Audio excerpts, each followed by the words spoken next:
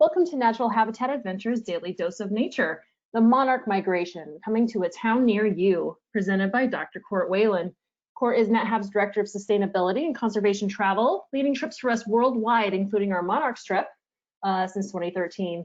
Thanks for being with us today, Court. I'm going to hand things off to you. Thank you, Kendall. As always, welcome everyone from a very beautiful fall day here in Boulder, Colorado. Classic fall monarch migration weather. We don't get a big migration of monarchs through this area. You're going to learn why, but nevertheless, it is like that ideal weather. So I thought, what a better time to talk about the actual southward migration than the time that you're probably seeing them if you're somewhere east of the Rocky Mountains. So it's another big topic today. We've got a lot of slides, a lot of things to discuss. Real quickly, what Kendall was talking about with those handouts, I put one together for you guys entitled Monarch Butterfly Resources. It's basically a PDF with some hyperlinks to where you can buy milkweed seeds, where you can track the migration, where you can learn more, et cetera, et cetera. These are kind of like my top 4 links. Of course, I'm going to show you other things throughout the course of this presentation. And the other one, we had some questions ahead of time about the migration of the west side of the Rockies to California. I'm not going to talk a whole lot about that today, but there are a ton of parallels. So in general, I'm still talking about it. But as far as resources as to where to find that, it's a relatively old paper, but there are 25 different spots in California where you can see a very, very reduced number, but very small numbers of the migration, sort of in the same way as what you would see in Mexico. But nonetheless, if you want to check that out, that's there as well. Without further ado, let's go ahead and jump right into it. So it's been a while since I've done a little bit more of a formal introduction to myself, and I had this slide ready to go from, believe it or not, gosh, about 15 years ago as I was exploring in Papua New Guinea. I have been in the travel industry, guiding in adventure travel and in ecotourism for about 20 years, going on 20 years. I started my career in the academia. I went to grad school and got a master's and PhD in it, studying ecotourism and entomology. And lo and behold, the monarch butterfly is something that really initially attracted me to this track, initially attracted me to this field, and understanding how tourism plays such a critical role in saving people and places and animals and wildlife in general around the world. So yeah, believe it or not, about 20 years in, going on almost 20 years of monarch trips as well. Really hoping I can get down there this upcoming season to see what they're doing. Every year is a little bit different, and to answer your question, no, I never get tired of it. So again, big presentation ahead. Let's go ahead and start talking about the monarch butterfly and its migration. So another little bit different thing, I've done a lot of these monarch talks throughout the years to NatHab and World Wildlife Fund and to others. I want to zoom out a little bit, well, and actually zoom in and talk a little bit about the monarch butterfly first before we go into its very famous, renowned migration, which everybody thinks about. So first of all, the monarch butterfly is a member of the Lepidoptera. Lepidoptera is the order, it's Lepis and Pteron. These are Greek roots that basically means scale and wing. And this is an interesting, fun tidbit, is that if you were to zoom in with a fancy microscope, or even if you turn your binoculars upside down and use that kind of microscope feature, if you've checked out our Binoculars 101 webinar, you can zoom in and see that the skin, the surface of a monarch is actually, it looks like shingles on a roof. And these are just multiple, hundreds of thousands, probably millions of scales that make for this waterproof outer coating. So they are the scaly wings. That's exactly what butterflies are, and monarchs being one of those. They're very closely related to moths. Moths are the other members of the Lepidoptera. So if you've ever wondered why they look very similar and have similar flight patterns, and they both feed at nectar at times, they're very closely related. Moths evolved well before butterflies. Moths evolved, very ballpark numbers, something like in the over 100 million years ago, probably more like 160 million years ago. Butterflies much more recent, in and around the time that flowering plants first emerged, which is more or less 65 million years.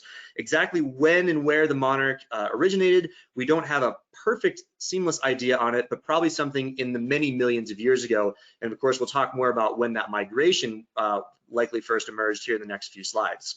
So another thing, just to give you a general big picture idea of what is a monarch, what is a butterfly? Well, the life cycle of a monarch is very flexible. It's very dependent on day length and temperature and food resources. But in general, what we're looking at is the average monarch that you guys are probably seeing in North America, US and Canada, is roughly a 1 to 2 month life cycle. The egg phase, usually about a week. The caterpillar phase, 1 to 2 weeks, depending on food conditions and resources. The chrysalis or the pupa, about a week. The adult emerging takes only about an hour for it to pump its hemolymph, its fluid through the veins, and then the adult lives, anywhere from, let's just say 1 month. Again, so many conditions are dependent on how long that adult lifespan is. But this is in sharp contrast to the migratory generation, which lives, believe it or not, about 4 times as long. The egg phase is not any different. The larval stage is not any different in that caterpillar phase, but the adult lives about 4 times as long, which is absolutely amazing. So again, we'll talk more about that in the coming slides, but I want to give you this idea. Butterflies are what we call an insect with complete metamorphosis, or it's a holometabolous insect. The big advantage is that these guys look and have a body plan and form entirely different from their larval stage, like their childhood and teenage years, to their adult phase. And what's so fascinating is that the caterpillar is 100% designed to be an eating machine, and the adult butterfly is 100% designed to be a reproductive machine.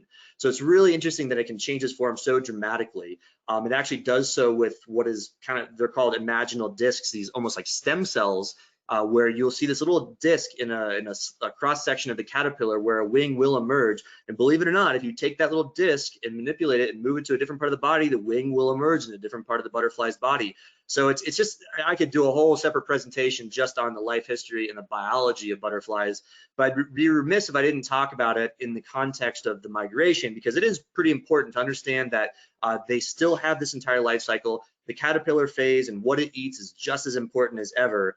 And we'll kind of go into that next. So the 2 forms that we're most used to seeing of monarch butterflies, you have the adult phase, which is the black and orange butterfly that flies, and of course the caterpillar phase. And like I said, caterpillars entirely make their living on eating leaves. They grow and increase their size about 3,000 times over the course of that 1-2 week period. So they are an eating machine, and they absolutely survive on milkweed. Okay, so this is super, super important. When we talk about conservation throughout this presentation, their access to milkweed is paramount. Nectar sources, so going back to the previous slide, nectar sources, what the adults feed on, they're also very important, but there are many more nectar sources that a monarch can choose from. Any sort of butterfly plant, anything with nectar is just fine for the monarch. There are different qualities. Of course, one butterfly might have a different preference based on sugar content and blah, blah, blah. But the real thing we talk about with the limiting factor, what is one of the big conservation issues with monarchs these days, is the prevalence of milkweed. But interestingly enough, the prevalence of milkweed is actually what we feel, what we think, what we hypothesize has got them to begin their migration in the first place somewhere around 20,000 years ago. So milkweed is very important. I'm not going to spend a lot of time on this, but it is important if you wish to participate in monarch conservation. If you like monarchs, if you're already thinking about growing milkweed or are growing milkweed, it's quite important to try to produce and grow the milkweed that's native to your area. It produces healthier monarchs in the end, adult monarchs. So, great resources in that handout that's downloadable in the side, the Monarch Butterfly resources, or going to monarchwatch.org is a great way to figure out, okay, this is my region. What is the species of milkweed I should concentrate on growing? It has to do with the adult butterfly's resistance to disease and whatnot. It's very related to the milkweed they consume as caterpillars. So another thing you can do, these monarch way stations that the University of Kansas and Monarch Watch have been overseeing for many, many years, a really, really great way, a great thing that you can do to help perpetuate the monarch migration. You can certify your backyard as a way station which has nectar and host plants. The host plants are what the caterpillars eat. So another really cool thing that's out there that Monarch Watch is doing. But we'll kind of come back to this in a little bit. So the milkweed is quite an interesting thing. So you see this little fancy diagram up in the upper left I call CGs. Milkweed has cardiac glycosides, and this is a toxin that's produced that the monarch actually sequesters as a caterpillar. So as it's eating the milkweed, if you've ever known, milkweed can be dangerous if you get the sap on you and touch your eye. It can be very irritating because it has some toxins in it. CGs are actually something that defend the monarch against predators. So there aren't a lot of things that actually eat monarch butterflies, which I believe is a big contributing factor to why they have proliferated over the last 20,000 years. But nature finds a way to mimic those things. And you have a number of butterflies out there that are found right here in the US and southern Canada and Mexico that mimic the butterfly and may have different levels of toxins. So the monarch always is chemically defended with these CGs, but other butterflies through many, many years of evolution have figured out, hey, if I look like the monarch, all the birds and all the lizards out there, they're gonna think I'm just as poisonous and they're gonna leave me alone, even though I may not eat the same thing, even though I may not be as toxic. Now, again, there's a lot of depth I can go into this. There are different levels of toxicity here, but it's something worth mentioning. And I think one of the funniest things of all this is how the viceroy specifically dupes even the best of us out there in their mimicry. You can see there's quite a lot of similarities.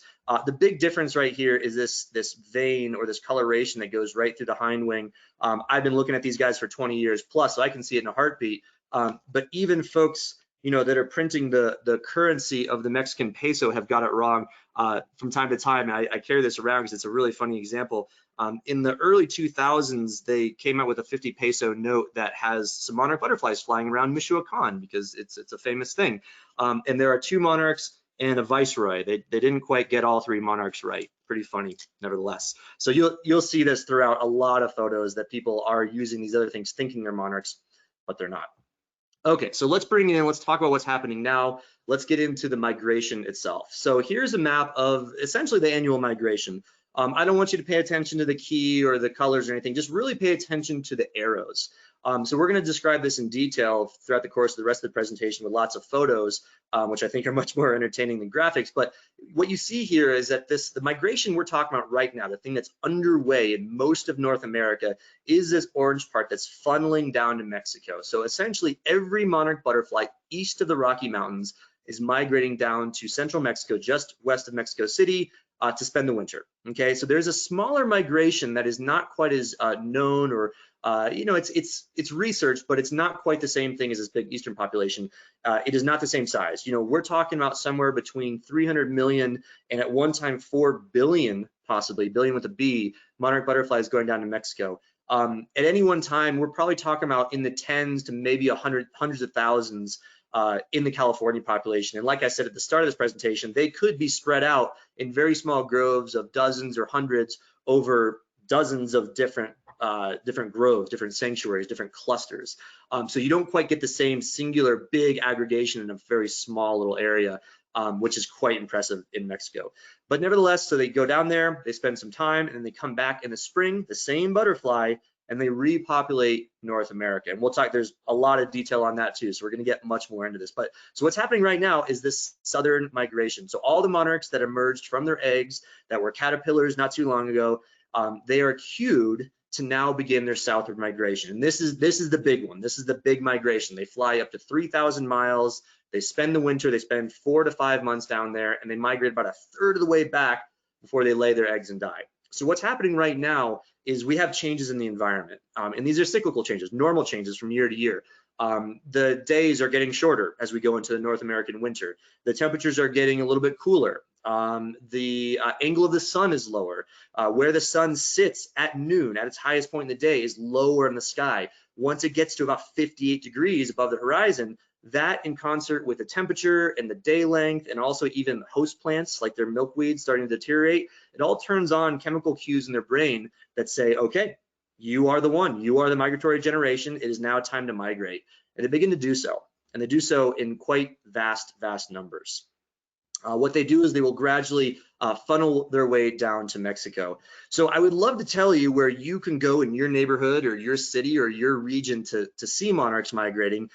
They are difficult to spot on their southward migration. There are a few known places along the way, like St. Mark's Wildlife Refuge. There are some that we could have seen about a month ago in southern Canada, but more than anything, they are diffuse. They are all over the place. You can see here, these are actual sighting coordinates from citizen scientists with the Journey North project, another link that you can see in that resource page. So they're all over the place. There are even a few in Arizona, in the Rocky Mountains, but you can see the vast majority are in that eastern US. So they're really quite everywhere. It is difficult to see them. Your best chance is to encounter them, not really find them, but just haphazardly encounter them clustering together for the night around bushes or shrubs or trees. But it is somewhat random. It's very, very hard to predict. But if you do some research on your own, you can certainly find various flyways that may be appearing in this particular calendar year. It can switch from year to year. The route that they take and the exact colony they go to in Mexico is still a big area of question. And what we're trying to do is using this tagging program. Monarch Watch is leading the way with this, and it's a great thing if you think about this, for next late summer, if you have kids at home or if you're a school teacher, is to get into this tagging program. And that Monarch Watch link that I provide, these are the guys doing this. And it's really quite interesting. What the idea behind the program is that at the time of year when you might see monarchs, again, diffuse, but around there in prairies or in meadows or in fields by your home, you can capture them with a butterfly net, and you can purchase these little tags and you can put them on the butterfly. They have a little license plate number, a serial number, and you can go into the website that is on the tag itself. You can see how big it is. It's quite small. And you can enter that serial number for where you found it. And then if that tag is ever recovered, meaning on a butterfly or if it fell off the butterfly, we know the butterfly was there, that individual is there. And we're starting to understand the exact path of where they originate, where they fly through, and which of the overwintering sites in Mexico they finally land at. So this is a really cool thing. And for the record, I often explain this on my Monarch trips, is if you've ever wanted to know the proper way to hold a butterfly, the safest way to hold a butterfly, you will need more training before you go out and do this, but you can see just kind of holding those, the strength, the most durable part of the forewing, which is that front leading edge, just in your fingers so it doesn't flap itself. The real danger, these things are actually pretty hardy. The real danger is if you hold one wing, they're going to kind of like helicopter around, just making sure they can't open their wings too much. But nevertheless, if you do engage in this tagging program, Monarch Watch gives you all the resources you need to know for how to do this properly. And so again, as they get closer to that area that I showed in Mexico, they are migrating, they're flying through the air. As you get into central Mexico, you can see them in discrete numbers. You can see them clustering in the trees by the millions. It's absolutely amazing. It's really one of nature's true miracles, truly most wondrous phenomena. So for the rest of the presentation, we're going to be focusing on the migration, and I'm going to basically answer some questions I think you guys might have out there. We're going to group it into, why do they migrate in the first place? This is one of the big questions. Unfortunately, the monarchs are probably one of the most well-studied butterflies out there, so we know a lot of these answers at this point.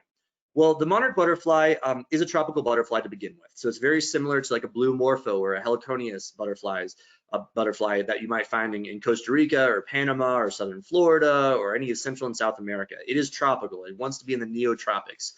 However, what happened is you have this ice age that happened, the Pleistocene, starting about 2 million years ago, and extended these massive glacier ice sheets all down through North America, and massive glaciers. It began to recede, a couple tens of thousands of years ago. The ice age was officially over by about 10,000, but we believe in and around 20 to 30,000 years ago, as those ice sheets were pulling back, they scarify the land, they pull back soil and dirt, and they expose massive seed banks that might have been deep within the soil. And you have this massive proliferation of milkweed in North America, in temperate North America, outside of the tropics. As these glaciers draw back, they carry with them a ton of dirt, a ton of soil, a ton of debris, and they expose these seeds.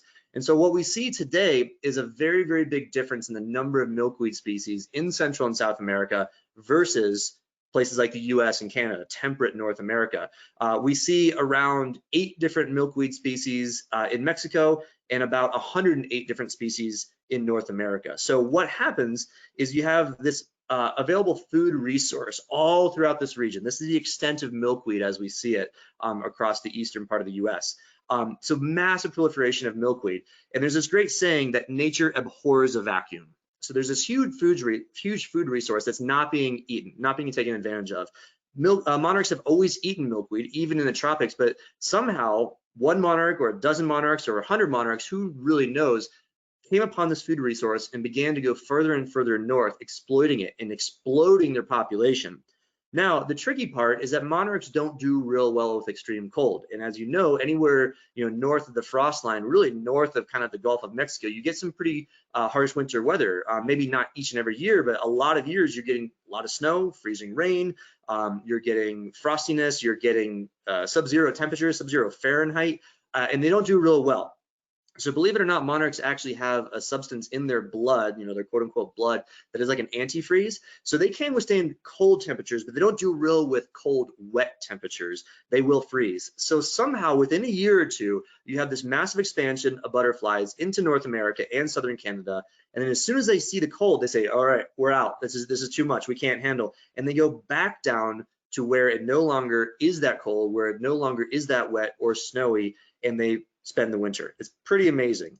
This all happened so quickly. So you can see migration, that first one happened in temperate North America, and then all the way back down to central Mexico, where you're not going to get snow or freezing rain very often at all. It does happen, but not very often at all. And down in this area, they're essentially hibernating. We call it a diapause or quiescence or quasi-hibernation. It is not a true hibernation like a ground squirrel or even a hibernation like a bear would be, where they dig into a burrow. They're active. They're flying around every couple of days to reposition. They're moving around. So it is a diapause. It is waiting for this winter to pass. But essentially what happens is, as they spend about 4.5 to 5 months in Mexico, from November through middle of March, they begin to then get the cues to reciprocate and return back north, because they know there's going to be food, there's going to be nicer weather. Let's go get it. But again, while they're down there, it's truly one of the most spectacular things that I've ever seen. And I've guided on all 7 continents, and I routinely have people that join me on these trips, guests of mine, and they'll have just trekked gorillas in Rwanda, and they've just, photographed lions and wild dogs in Botswana, or been in Antarctica, and they'll say, Court, this is the most amazing thing I've ever seen. Seeing the massive clusters of butterflies soaring through the air. And I have to tell you that it will be one of your highlights of your life if you do get a chance to see it. So I implore you, when it's possible, please try to do so. So where are they going exactly? So we know that they were a tropical butterfly to begin with. They exploited the food resource, but then they had to get out of Dodge to avoid the hyper cold temperatures. And then they've just been doing this cyclic migration ever since.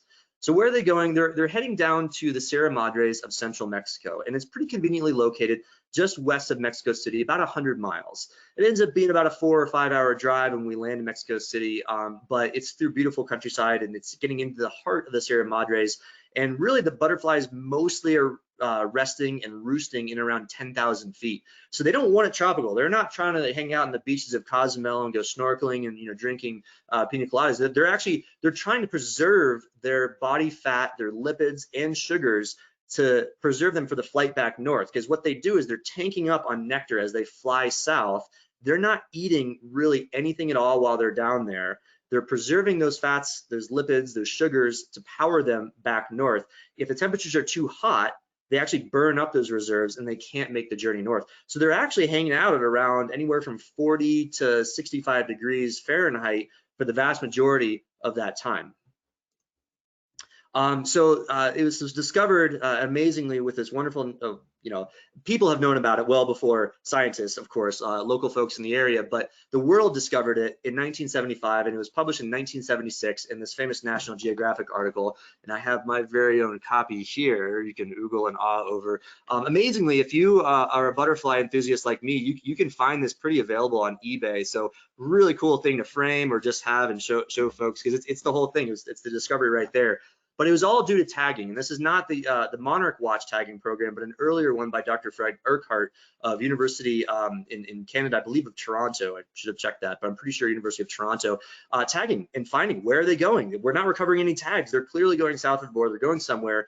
So this big mission to find them was finally uncovered by Kathy and Ken Bruger, citizen scientists. They were not professional lepidopterists, and they discovered this massive grove right around the little town of Angangueo. And this is where I base my trips out of when we do these excursions down there, Natural Habitat Adventures. Beautiful little town. It's a Pueblo Magico, which is kind of like the sort of local equivalent of a UNESCO heritage site. It's authentic. It's a sleepy little mountain town, and it's just beautiful. And it has colorful scenery. It was an old mining town, believe it or not. But once they sort of realized that the mine was not as productive or was too dangerous, and as butterfly tourism picked up, they have completely converted to this impassioned butterfly watching mecca and hotspot.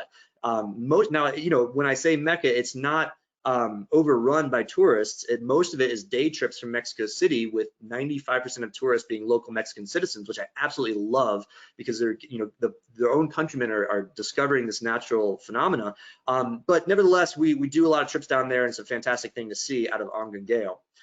There are about 12 different sites of monarch butterflies through this very small little area. So if you see this map down here, this little red box is this entire area. So it's not very dispersed, but there are about 12 major areas. Most of them are along this belt. About 4 of them are open to public viewing, and you can have as many as 19 different areas from year to year, but about 12 of them are very routine from year to year. So they're not all going to one grove of the forest. They're actually in different areas. And much like how California is, you have a couple that are quite big and quite well known, and you have some small ones like Cerro Altamirano is on the top of a volcano, and it's very hard to access, and it might just be 5,000 or 10,000 butterflies.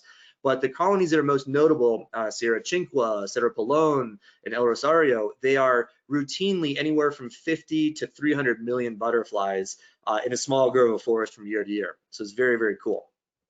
What it's like in the forest is beautiful old growth pine and fir forest with undergrowth of flowers. So there are flowers, there are nectar sources. You'll see hummingbirds flitting about, kind of chirping through the air, but there's just not enough food resources for all the monarchs to feed. And there's just this wonderful, palpable sense of discovery when you're down there. Every time I go down there with a group, it's my favorite moment of the trip when I'm at the head of the group hiking the last little bit, and I know we're just about to see them. We round the corner, and I wait for people to see these clusters of butterflies, because they're almost, as we get there in the first early morning light, it's almost undiscernible that they're actually, I'm looking at 100,000 butterflies. And you can see this here as we round that corner, and I say, there they are. And they say, wait, no. And then, at that moment, we'll look to the left, and there's a colony over there, and there's a little cluster over here, and there might be some in the air, and it all just comes together. It's quite magical. So it really, it doesn't matter whether you're seeing one butterfly or a million. It's a really, really spectacular thing to see. They are roosting on the trees, like I said, because they're trying to preserve their food resources. They're trying to not burn up a lot of energy, but they will fly almost daily. Some percentage of the colony will fly, and this is, of course, one of the most spectacular things.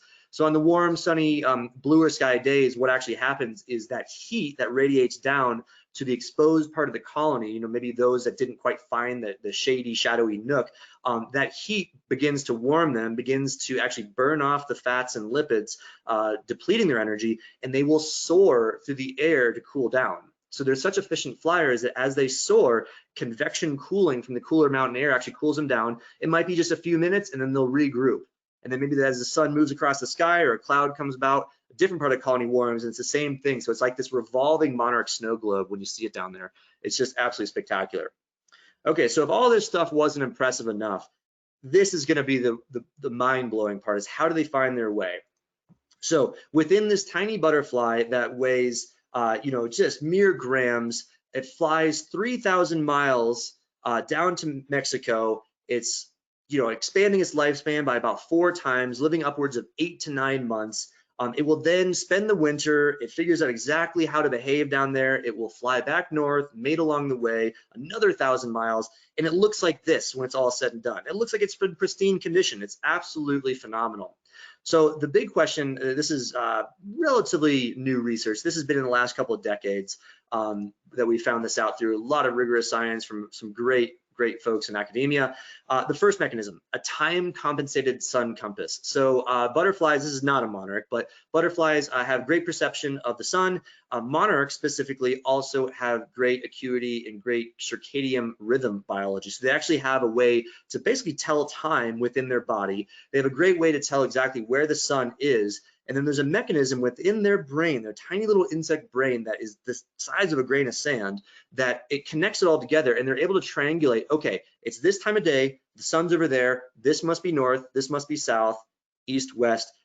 Absolutely phenomenal. So the first way that they can figure out where should they start heading. So you're a butterfly in Ohio, and you say, okay, Mexico's down there, I need to start flying southwest. So boom, with the sun, with this time compensation, with the circadian rhythm, with their genes, with optical nerves in their antennae, they start taking a southwesterly heading, and they fly for miles and miles, hundreds of miles. The second part, and this is the more contentious part, but there's a cool story behind this. It's now essentially proven that magnetic sense is the second big part of navigation. So not only do monarchs eat and sequester cardiac glycosides, that poison that defends them from birds and lizards and other things, they also are able to sequester a bit of magnetite, this type of metal, from the milkweed, and they store it at the base of their wings. And it's suggested, and again, rather largely accepted and proven, that there's a little bit of a magnetic compass bar at the base of the wing that will actually orient to the north and south, et cetera, et cetera. And this gives them a further designation as to where to head. Not coincidentally, remember how I said Angungeo in this area is an old silver mining town? There is a lot of heavy metal. There's a big magnetic anomaly in these mountains. We're talking about an area right at the apex of the Sierra Madre Oriental and Occidental in central Mexico. They're looking at a magnetic compass within their bodies that they get from their food. Otherworldly.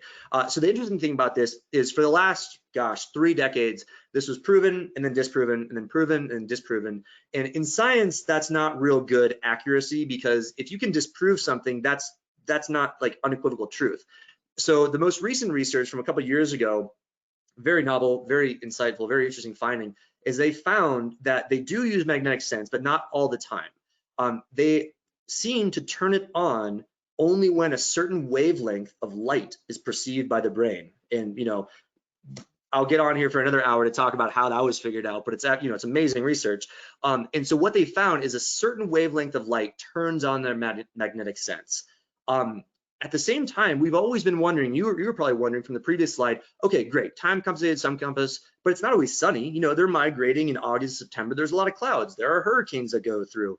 They're not seeing the sun all the time. So how are they navigating on those super cloudy days? Well, we've often thought, okay, well, they can perceive polarized light. Maybe it's a little bit of that coming through the clouds. But here's the kicker. Here's the amazing thing, is they found out almost the exact same wavelength of light that turns on their literal magnetic compass in their bodies is the same wavelength of light that shines through clouds.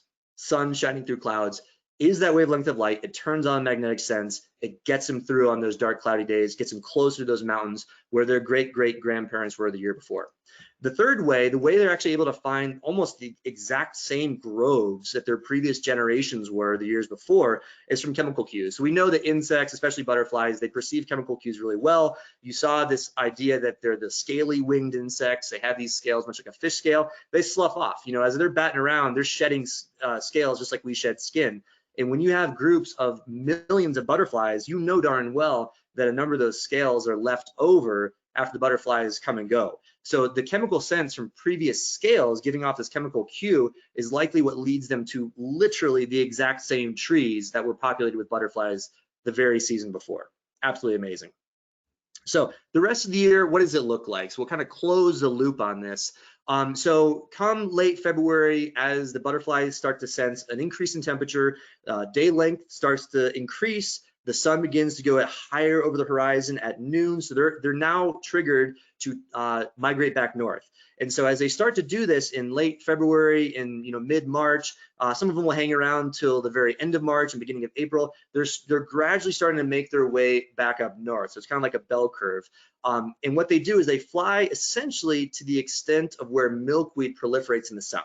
So what they do is as they encounter milkweed in southern Texas, maybe some in northern Mexico, milkweed doesn't have a very, very strict country border, but around that area, they start to encounter the milkweed they like, that they want, they lay their eggs, and then they die. They mate along the way.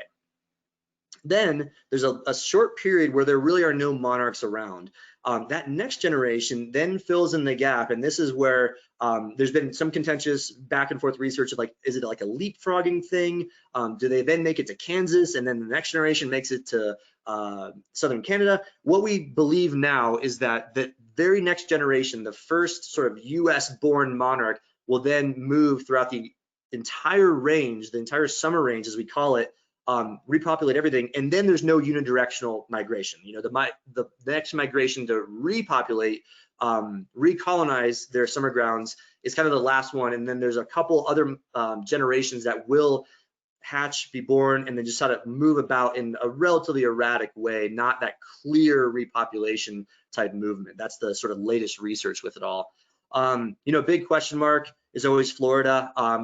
It's a bit in the subtropics, so a lot of them don't need to migrate. There's milkweed year round, so they don't need to, but there's definitely evidence that they migrate. It's really hard to tell, well, okay, those monarchs that are flying from Florida, did they originate in Florida, or are they just passing through? Believe it or not, it's really hard to follow a single monarch from egg all the way to hibernation area in Mexico.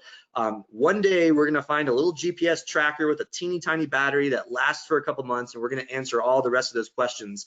But there's still, what I love about science and love about monarch biology is, as much as we know nowadays, there's still so many questions left unanswered, which gives a lot more curious minds something to ponder about. So conservation, let's kind of, as we near the end of this presentation, we're going to talk about conservation, where we're at, where we're going, what's happening with the population size each year in Mexico. So I probably don't have to tell you, we have a little bit of a conservation issue going on with monarchs. Their numbers are declining. This is science. We've been tracking these guys for years. The way we do it is each year World Wildlife Fund scientists will go through all 12 of the colonies, or all 19, essentially all of the colony sites, and they'll take some sort of, like nowadays is via GPS and via all technology, but back in the day, they would just take a tape measure essentially and measure the perimeter of the colony, and then use a conversion to figure out exactly how much hectareage or how much acreage the colony is taking up. And we nowadays believe that basically for every square meter, you get about 5,000 butterflies, and that gives us the overall population size. So long story short, the butterflies, they're declining, unfortunately. There is some real interesting light at the end of the tunnel of some of these years, particularly not this most recent year, but the year before, where you see this huge population boom. It's very, very encouraging, because the great news is that every single monarch butterfly out there has the capacity to lay, well, every female butterfly has the capacity to lay 400 eggs. So if we can figure out how to increase the survivability of those eggs, they can rebound, they can double, they can triple, they can quadruple from year to year, but we've got to save them in Mexico, and we've got to save them in their breeding grounds in North America. And that's the big conservation issue nowadays. But I have to say, so I've been going down there for 17, 18 plus years now, and I will return after what is a dismal year. So if we go back to this graph here, you know, I've gone in years where it's really low, and I say, oh gosh, I mean, it's still phenomenal to see, because, you know, it's hard to not be pleased with seeing only 5 million butterflies compared to 10 million or 15 million. But nevertheless, as a scientist that's seen this over and over again, you know, it hurts a little bit when you see these lower population size, but then the very next year, it can rebound significantly. And I've seen years with low numbers, and then the first thing I see the next year is big, healthy populations of dense clusters of monarch butterflies. So it is possible.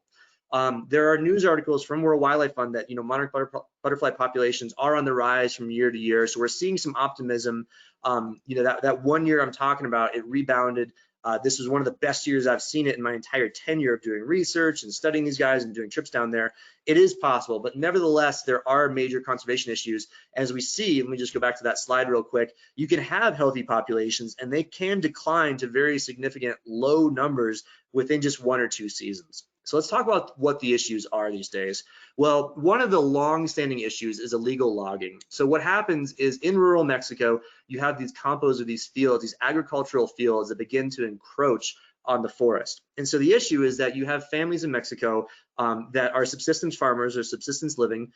They're living from harvest to harvest. They're having families, they're splitting their land between their 3 sons or 4 sons, and it's encroaching into the forest.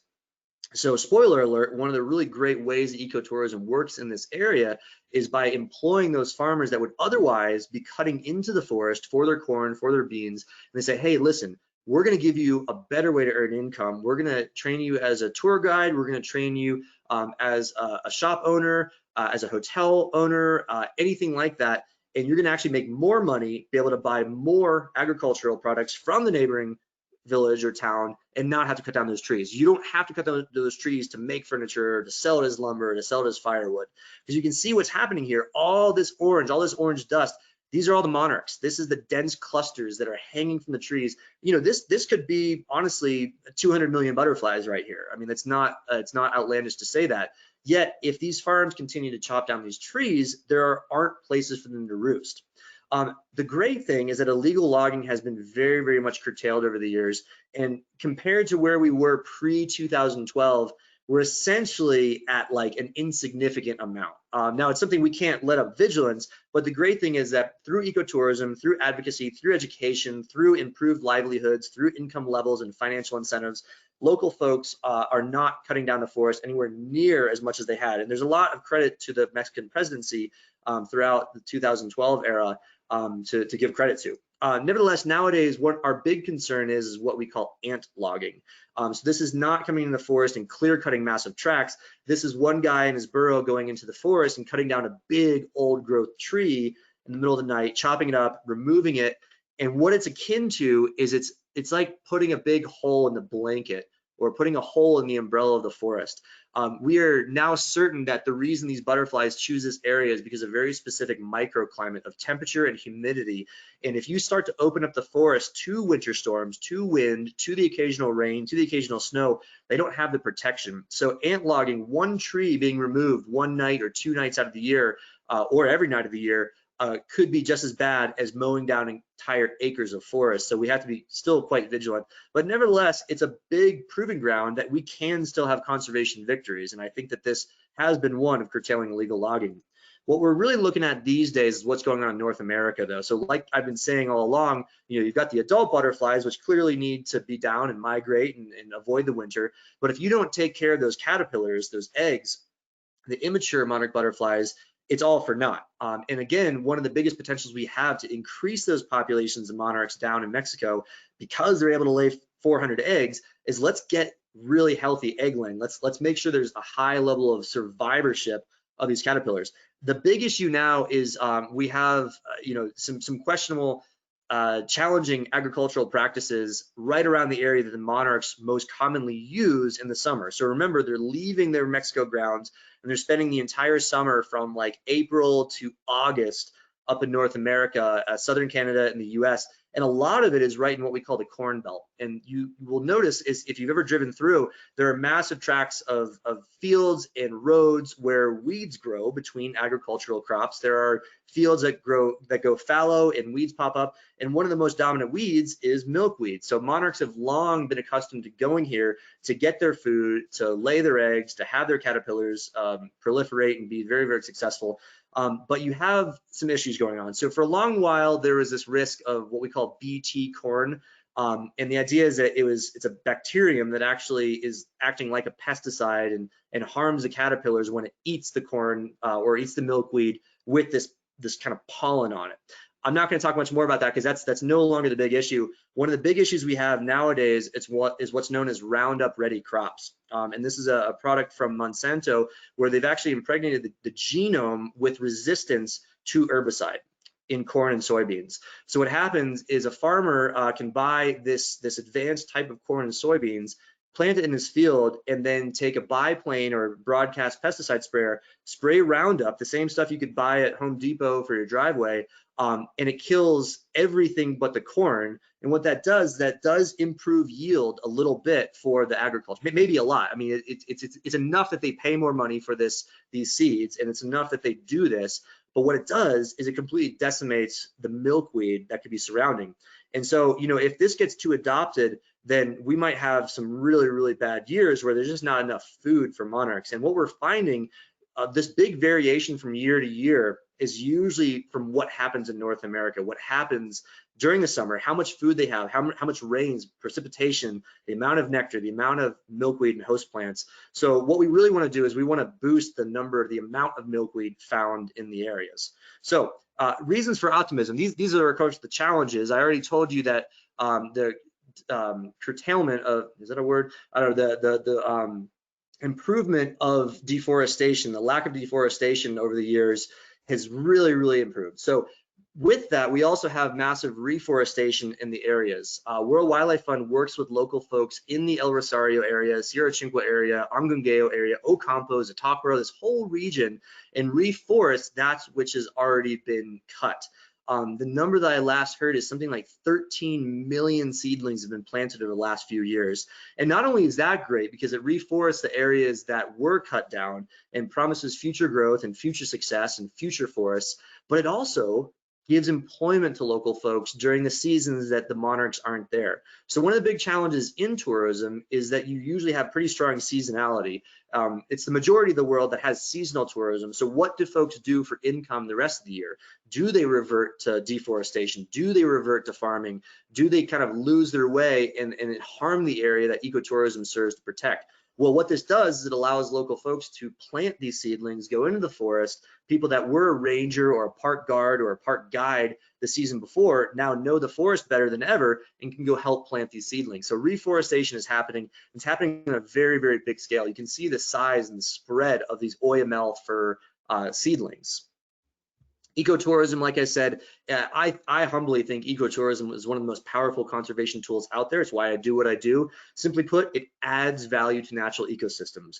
Those forests have a value, and for many, many decades, they've had a value as forestry products. They've been for timber, or they've been valuable because of the land that's underneath them. It's volcanic, rich, productive soil.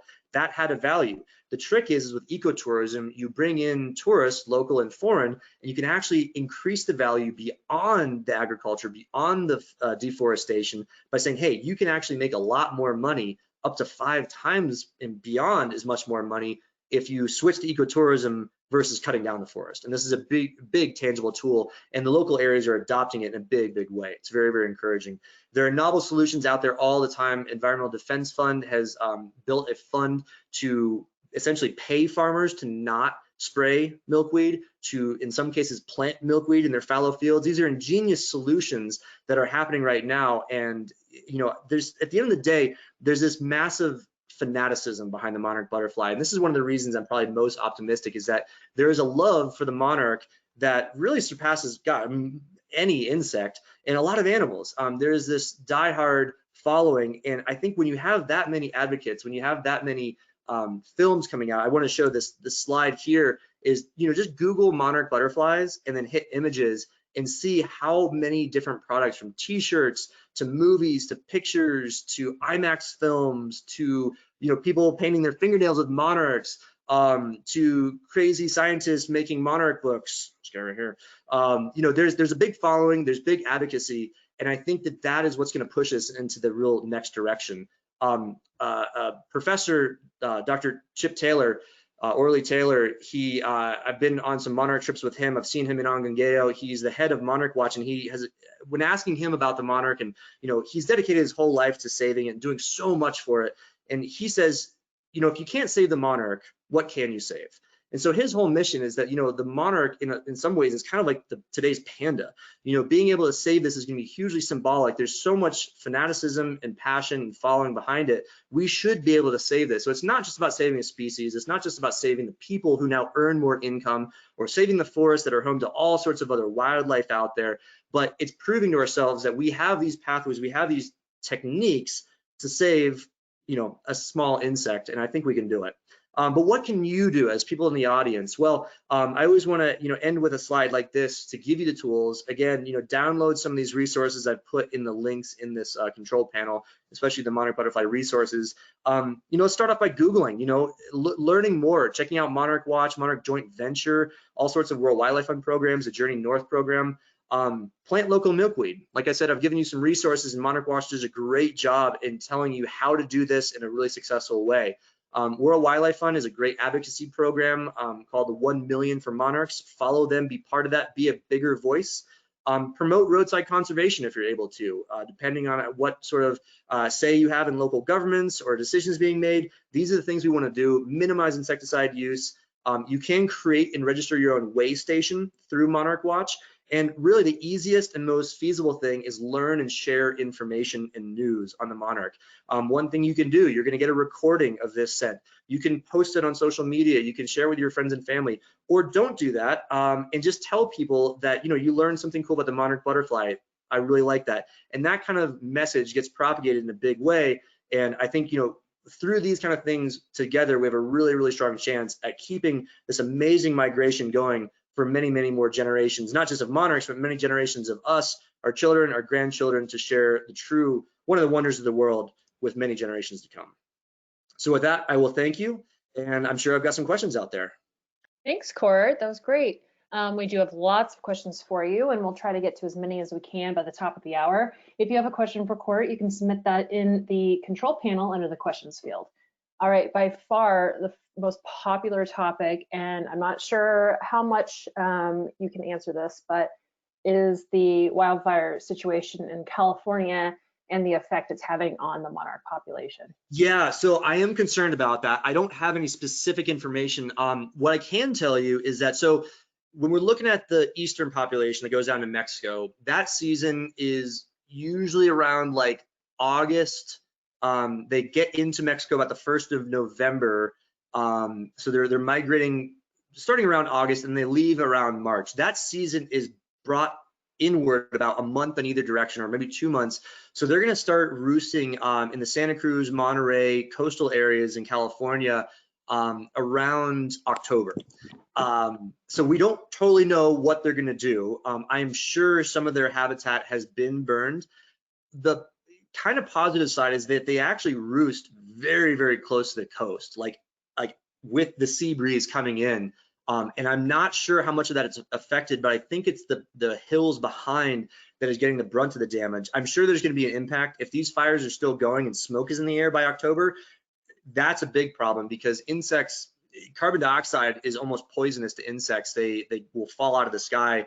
I'm optimistic. I hope it's not going to be that big of an issue in another couple of months, but it certainly could be. But if there's any kind of positivity to this, it's that their groves of eucalyptus trees are very much hugging the coast in and around communities, and I don't think those are the ones most effective, but you could correct me on that. I am concerned. Okay, and another timely popular question is, how do hurricanes impact monarch migration? Yeah, so that's interesting. It's kind of a double-edged sword. I mean, you have the obvious effect, the big blustery winds could blow them off track.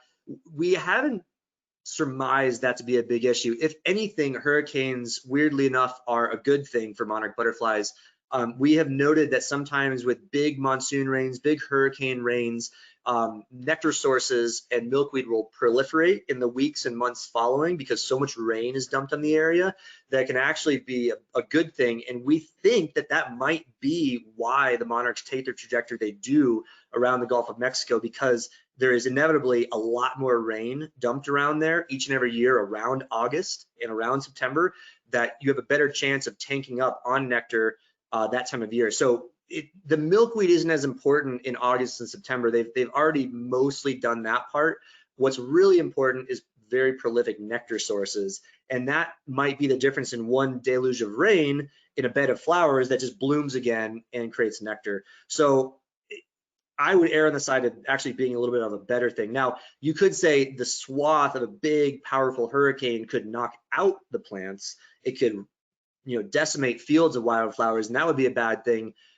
Fortunately, that's not as common as the big diffuse rains that actually cause a bit of uptick in growing. But yeah, if there's a big, I could go on a tangent here about South Florida Hurricane Andrew back in the early 90s, wiping out a small population of butterflies, the Miami blue, that I did some research on. And so there are very specific targeted effects, but for a big widespread species like this, it's slightly a good thing.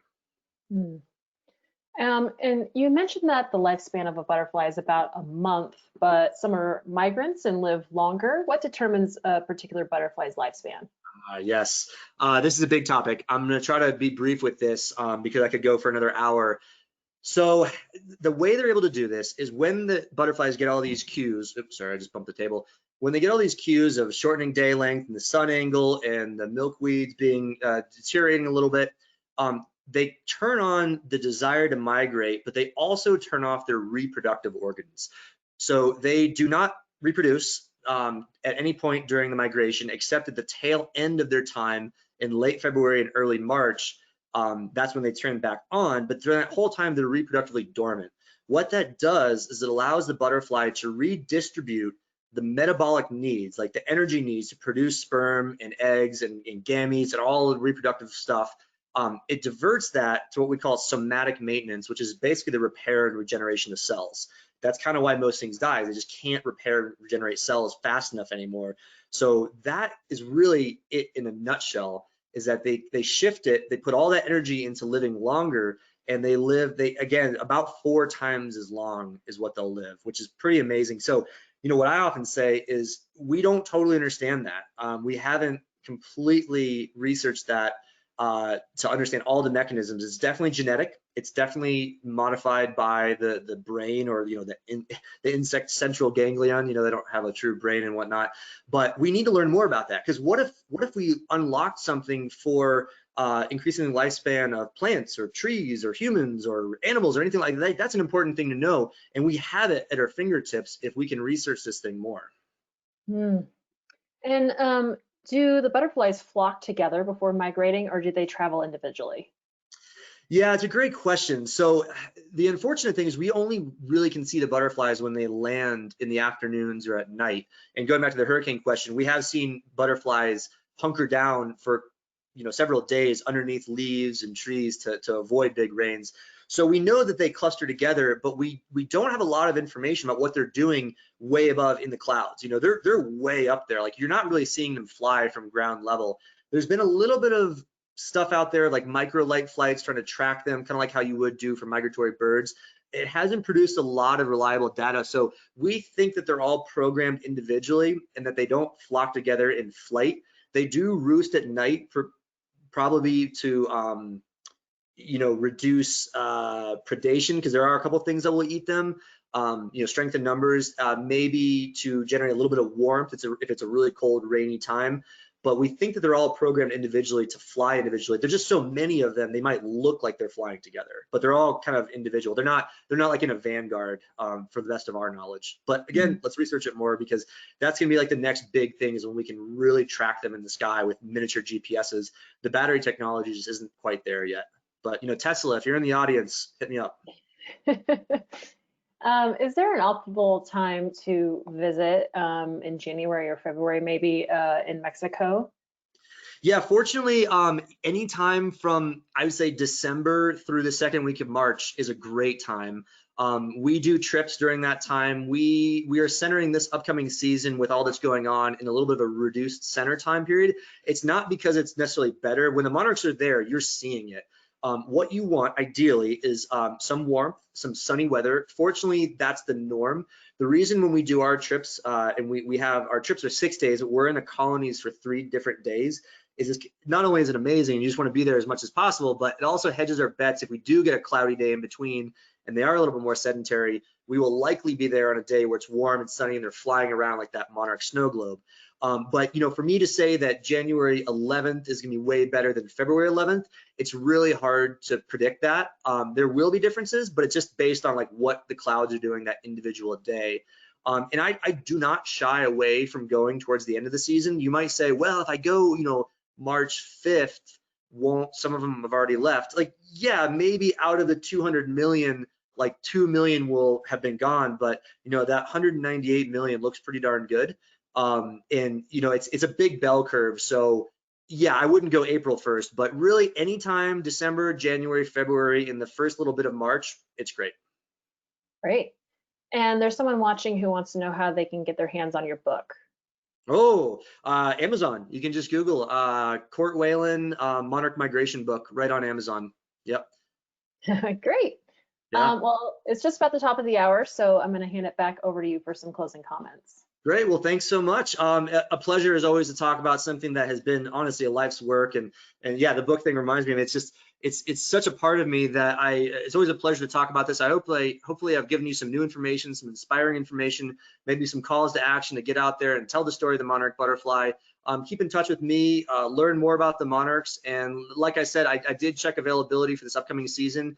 I know travel's a little wonky right now, but for those wishing, we do still have availability on monarch trips, and I'd love to see you out there. It's an absolute life-changing experience. I can promise you that.